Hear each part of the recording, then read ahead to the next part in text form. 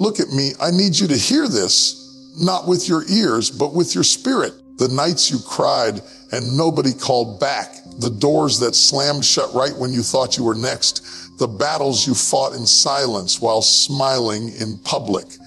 They were not punishments, they were preparations. You thought life was breaking you, but heaven was building you. What you survived was not random.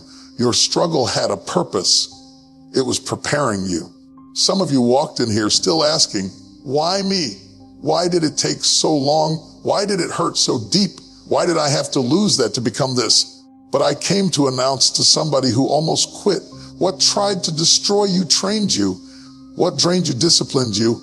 What wounded you qualified you. If it didn't break you, it built you. If it didn't kill you, it carried a lesson. And now you're standing at the edge of the very thing your pain was preparing you for. Your pain was not wasted. It was a classroom. Even when you didn't know you were enrolled, you thought life was attacking you, but it was actually teaching you.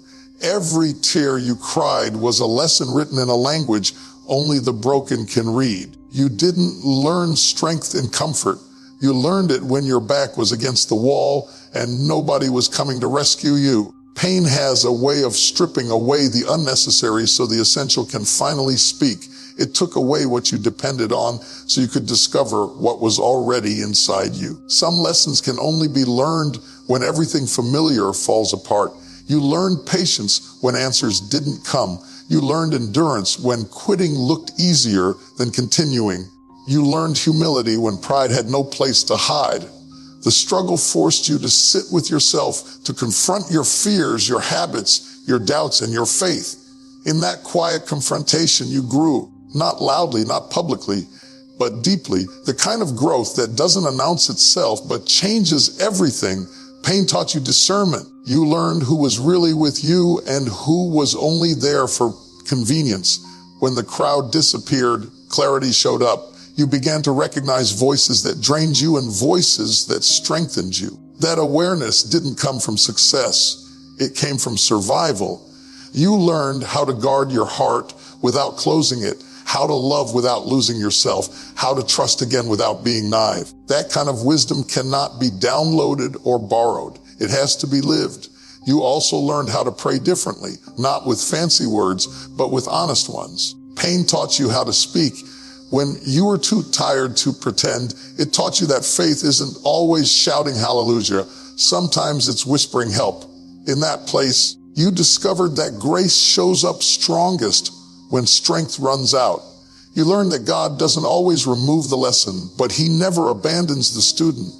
What you walked through rewired how you see life. You don't panic like you used to. You don't break like you once did. You've been trained under pressure, refined in fire, educated by endurance. The classroom was uncomfortable, the lessons were hard, but the outcome is undeniable. You came out wiser, steadier, and more prepared than you realize. That pain didn't just hurt you, it taught you. The delay was not denial, it was development working quietly behind the scenes. What felt like a long wait was actually a sacred process shaping you for what you kept asking for. You thought you were ready because you wanted it, but readiness is not about desire, it's about capacity. There are some blessings that would have crushed you if they had arrived too early. So time stepped in, not to tease you, but to train you. While you were watching the calendar, purpose was watching your character. In the waiting season, things were being strengthened that success could never build. Patience was being formed in you, not as a passive endurance, but as an active trust. You learned how to keep showing up when nothing was happening.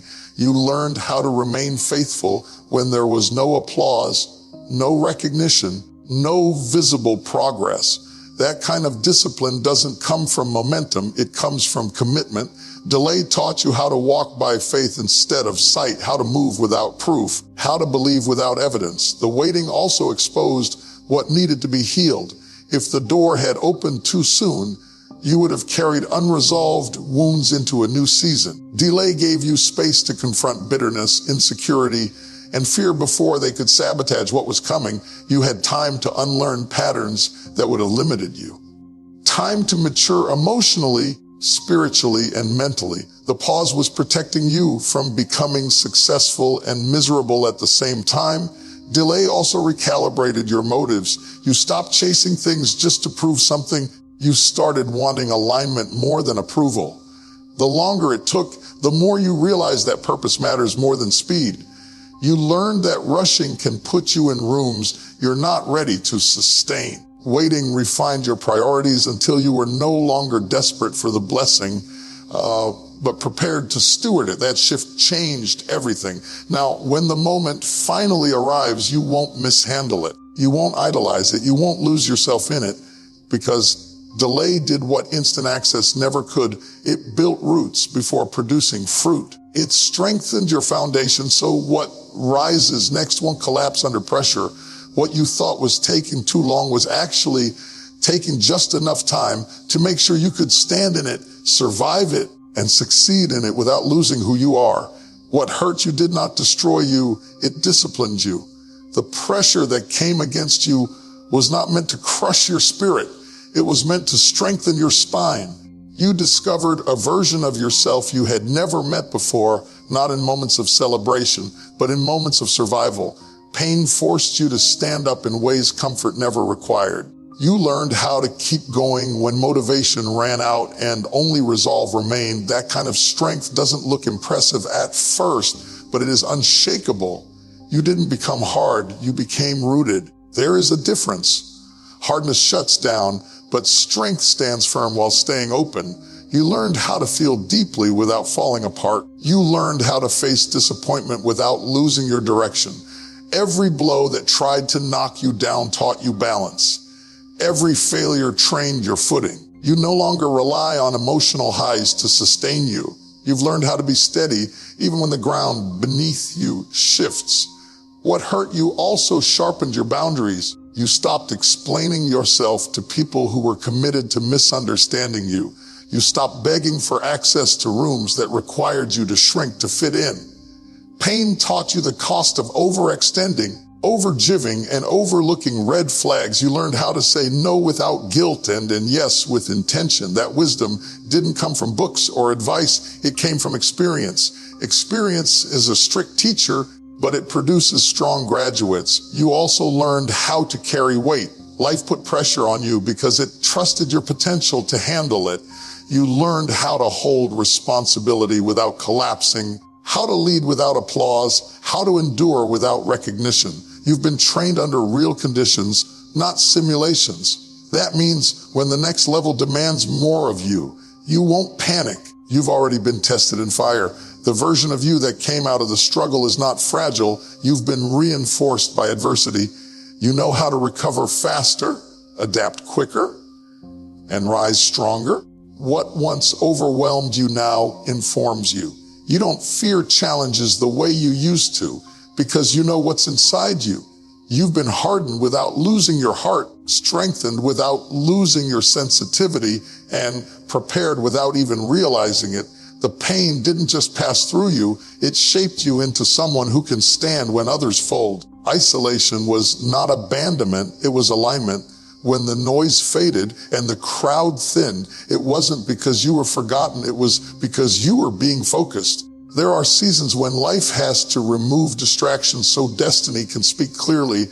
Being alone forced you to listen, and in that listening you heard things you couldn't hear when everyone had access to you. Silence became sacred because it revealed what applause never could. In isolation, you stopped performing and started becoming. Without an audience, there was no pressure to impress, only room to grow. You faced yourself without filters, excuses, or masks. You confronted the thoughts you used to drown out with activity. That space was uncomfortable, but it was necessary. You discovered what you truly believe, not what you inherited, repeated, or pretended. When everything slowed down, truth sped up. Isolation also deepened your relationship with purpose. When people were no longer pulling on you from every direction, you could finally give your full attention to what mattered most. You learned how to hear guidance without confirmation from others. You learned how to trust inner conviction over external validation. That intimacy with purpose is powerful because it anchors you when opinions change and support disappears. What you built in private will sustain you in public. You learned how to be whole without being surrounded. You stopped measuring your worth by how many people showed up. You realized that being alone does not mean being empty.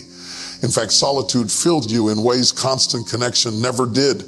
You became comfortable with your own presence. That comfort turned into confidence. When you don't need people to complete you, you can engage them without losing yourself. Isolation trained you for leadership. Leaders are often set apart before they are set in place. You were being prepared to carry vision without needing consensus, to stand firm even when misunderstood, to move forward even when companionship is limited.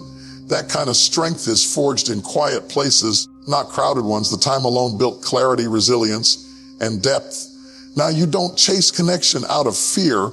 You choose it from strength. You value quality over quantity. You recognize that not everyone who walks with you is meant to walk with you forever. Isolation taught you discernment, patience, and self-awareness. What felt like loneliness was actually an invitation to grow closer to who you were created to be. And because of that season, you no longer fear being alone. You understand it as a place where purpose whispers and direction becomes clear.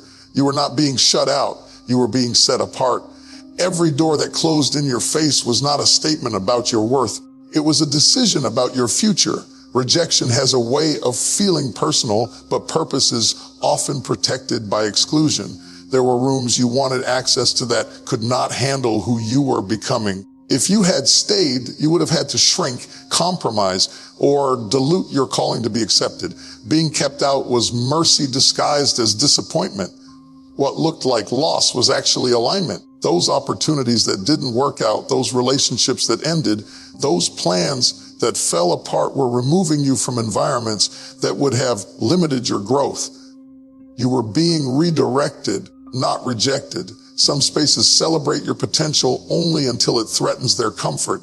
When your growth no longer fits the room, the door closes not because you are unqualified, but because you are evolving. You were also being trained to stop seeking validation from people who were never assigned to affirm you.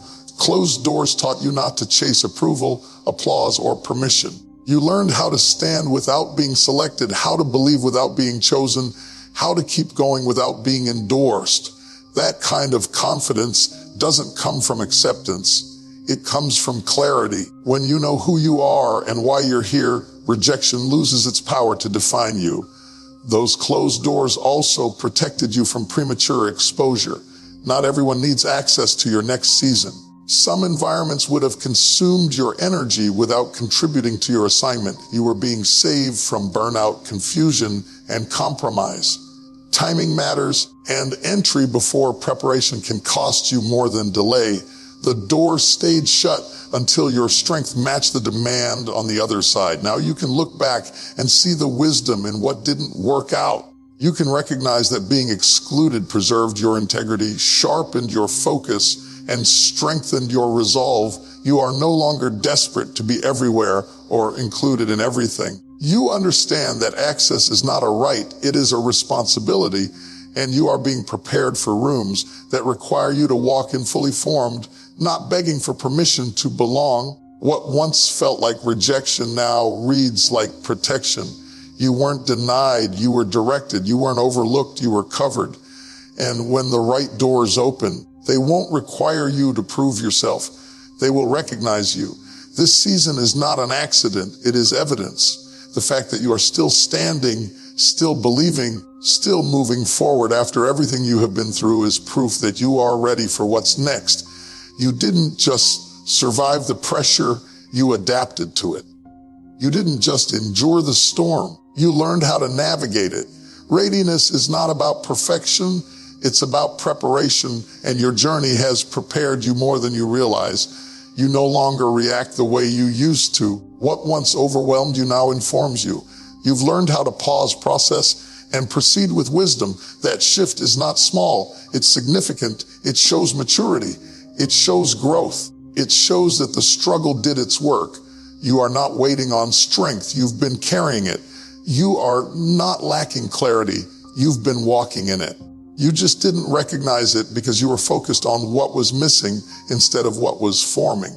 This season also reveals a new level of confidence, not loud or arrogant, but steady and assured. You don't need to announce who you are or defend your progress. You trust the work that's been done in you. You know what you can handle because life already tested you. You've faced disappointment without collapsing. You've carried responsibility without applause. You've stood alone without losing your way. That is readiness. You've also developed discernment. You can sense when something aligns and when it doesn't. You don't chase every opportunity, you weigh it. You don't move out of fear, you move with intention. That awareness is critical for the next level. What's coming will require focus, discipline, and courage. And you've been trained in all three through experience, not theory. Now, when the door opens, you won't walk in desperate or doubting. You'll walk in grounded. You'll steward what's entrusted to you instead of being overwhelmed by it. You understand the cost, the responsibility, and the commitment required. This season is confirmation that you are no longer who you used to be. You are equipped, refined, and positioned. The struggle has done its job. You are ready, not because life got easier, but because you got stronger. Hear me now and hear me clearly. If you made it through what was supposed to break you, then you are standing in living proof that your life has been marked with purpose. The enemy thought the pressure would bury you, but all it did was plant you. And anything planted with intention is destined to rise. You didn't lose your mind, you didn't lose your faith, and you didn't lose your future. You may have lost some people, some plans, and some comfort, but you kept the most important thing, your calling. I need you to stop apologizing for surviving. Stop questioning why you had to go through so much just to get here. You were not being punished, you were being positioned. Every tear watered the ground. Every setback strengthened the root. Every delay matured the fruit. And now the season is shifting. What once felt like a struggle is about to make sense. You are not behind. You are not forgotten. You are not disqualified. You are standing right on time. The fire didn't consume you, it clarified you. The pressure didn't crush you, it confirmed you. And the isolation didn't empty you, it empowered you. You didn't come this far to stop now. So rise with what you learned. Walk with what you earned. Speak with what you survived. When you step into the next chapter, step in knowing this. You are not walking in unprepared. You are walking in processed. You've been tried, tested, and trained. And when the doors open, don't whisper. Walk in boldly. Don't shrink. Stand tall. Don't doubt. Declare it. Because the struggle had a purpose. The pain had a reason. And the process had a plan. What tried to end you only introduced you to who you were always meant to be. That chapter is closed. This season is calling. And you are ready.